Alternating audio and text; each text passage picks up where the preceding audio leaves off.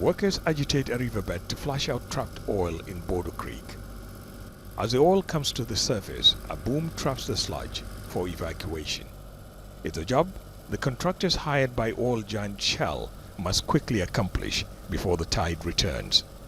The cleanup is due to litigation against the company following a massive oil spill in Ogoni in 2009. The scope of this work is to remediate the polluted areas in Bodo Creek, and after that the next phase will be the restoration, revegetation of the mangroves and the monitoring. So far it's 1,000 hectares. While Shell and its contractors say they've done a lot at some sites, the Nigerian government-led decontamination effort jointly funded by the Shell company is off to a slow start. Heavy machinery is now deployed further inland to excavate and treat contaminated soil. We are not on target from what we had planned, but we're trying to see what we can do to catch up. There's still a lot of work to do to catch up and meet our target.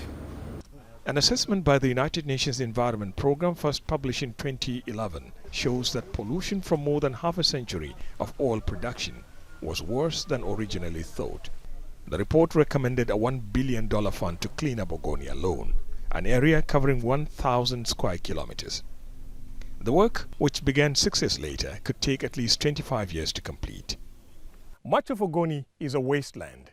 This mangrove is dead as fish and crustaceans no longer spawn here.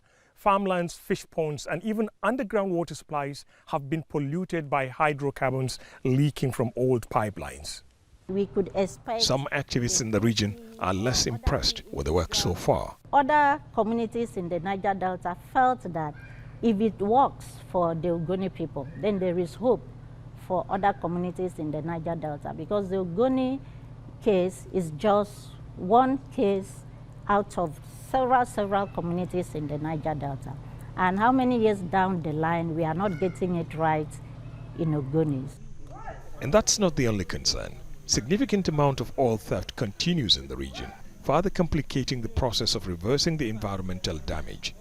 Experts believe 15 to 20,000 square kilometers more of Nigeria's oil-producing region require the attention Ogoni is currently receiving. They fear that unless the entire region is decontaminated, Ogoni's cleanup may in the end be a waste of time and resources, as recontamination could occur.